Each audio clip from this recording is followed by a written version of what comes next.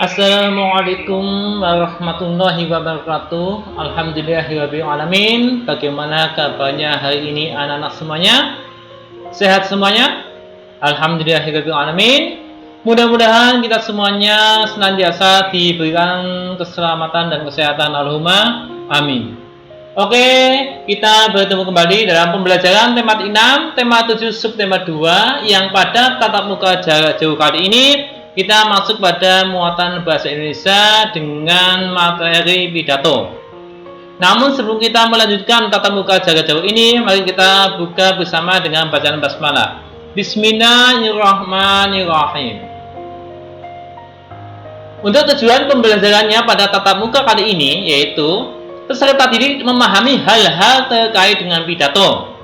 Yang kedua, setelah pembelajaran ini, diharapkan peserta didik dapat menyampaikan secara lisan sebuah teks pidato yang telah dibuat. Itu tujuan pembelajaran pada tatap muka kali ini. Oke, mari kita masuk pada materi tentang bahasa Indonesia materi pidato. Namun perlu diingatkan, simak nanti video pembelajaran berikut dengan baik dan dipahami isinya. Mari kita simak video pembelajaran berikut.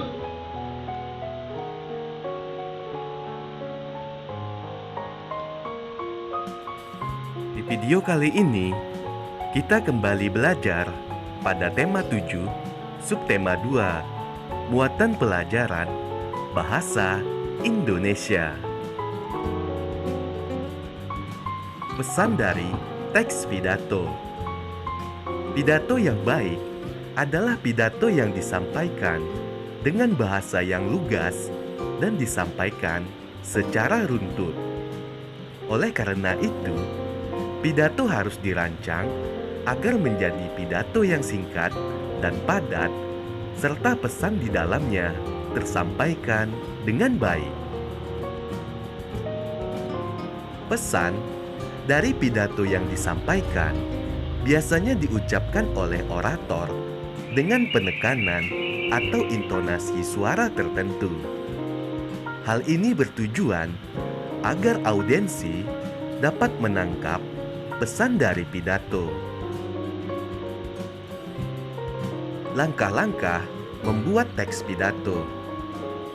Kamu sudah memahami bagian-bagian dalam teks pidato.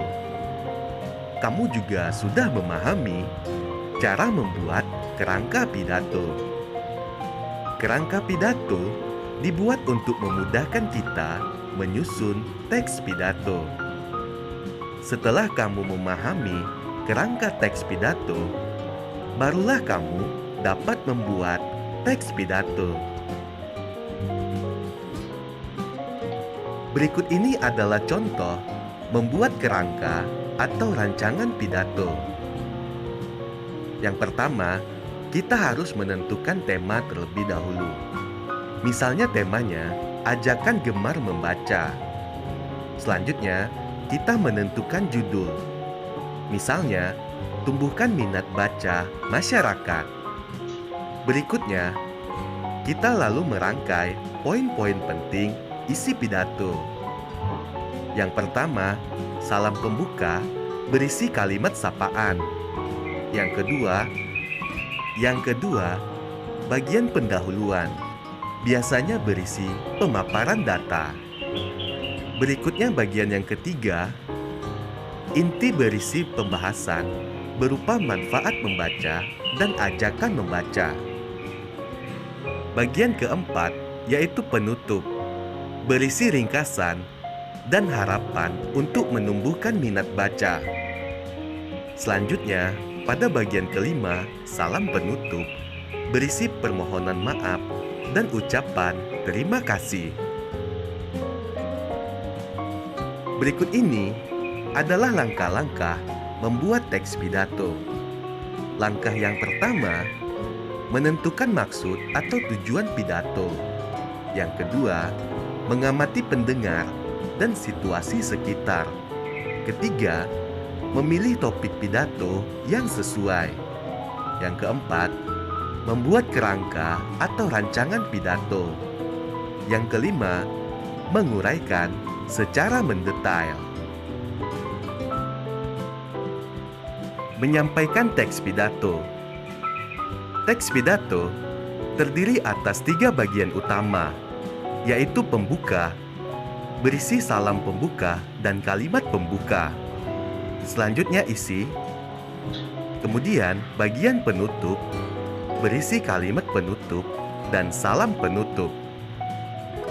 Pada bagian isi pidato, merupakan inti dari teks pidato yang berisikan topik secara lengkap, serta beberapa ajakan, seruan, ataupun kalimat-kalimat penyemangat yang berhubungan dengan topik pidato. Isi pidato harus sesuai dengan tema atau topik pembicaraan. Dalam isi, tujuan pidato juga dapat diungkapkan. Setelah mengungkapkan tujuan, pembicara dapat menyampaikan pesan dalam pidatonya kepada pendengar. Hal-hal yang harus diperhatikan dalam membuat teks pidato. Yang pertama, pembukaan. Bagian pembukaan berisi salam pembuka dan latar belakang permasalahan. Yang kedua, bagian isi merupakan hal-hal penting dari maksud pidato. Bagian penutup berisi simpulan, saran, ajakan, dan salam penutup. Bagian ini sangat penting karena tersampaikan atau tidaknya maksud pidato kepada para pendengar dapat dilihat dari respon pendengar setelah bagian penutup pidato disampaikan. Hal-hal yang perlu diperhatikan saat menyampaikan pidato. Yang pertama, memahami isi pidato. Yang kedua, mampu mencairkan suasana. Ketiga, tidak hanya melihat pada teks. Keempat, menggunakan bahasa yang baik. 5. Menggunakan gerakan tubuh yang wajar. Keenam, menggunakan intonasi dan ekspresi wajah yang tepat. 7. Berpenampilan sopan, percaya diri, dan penuh semangat. Menyimak teks pidato. Isi pidato akan dipahami jika kita menyimak pidato. Kita harus memperhatikan pembicara ketika sedang menyampaikan pidato. Dengan begitu, kita dapat memahami informasi yang disampaikan dalam pidato. Sebagai contoh, ayo simaklah pidato berikut ini. Assalamualaikum warahmatullahi wabarakatuh. Bapak dan Ibu guru yang saya hormati, teman-teman yang saya cintai, sebelumnya, marilah kita panjatkan puji syukur kehadirat Tuhan Yang Maha Esa, karena atas rahmat-Nya kita dapat berkumpul di aula ini dalam keadaan sehat. Pada kesempatan ini, saya akan menyampaikan pidato singkat tentang pentingnya gotong royong. Budaya gotong royong memiliki nilai-nilai positif yang harus kita lestarikan. Gotong royong bisa meningkatkan rasa persatuan dan kesatuan dalam masyarakat. Dengan gotong royong, pekerjaan pun akan cepat selesai. Budaya gotong royong juga menjadi perdamaian bagi masyarakat Indonesia yang memiliki beragam suku, agama, dan ras. Namun, seiring perkembangan zaman, budaya gotong royong sedikit demi sedikit mulai menghilang. Masyarakat mulai sibuk dengan urusan pribadinya, sehingga tidak memiliki waktu untuk bersosialisasi dan memperhatikan kepentingan sosial. Saya ingin mengajak teman-teman untuk menumbuhkan kembali sikap gotong royong yang merupakan warisan budaya luhur bangsa Indonesia. Demikian pidato yang bisa saya sampaikan. Apabila ada kesalahan kata atau kalimat yang kurang jelas, saya mohon maaf. Atas perhatiannya, saya ucapkan terima kasih. Wassalamualaikum warahmatullahi wabarakatuh.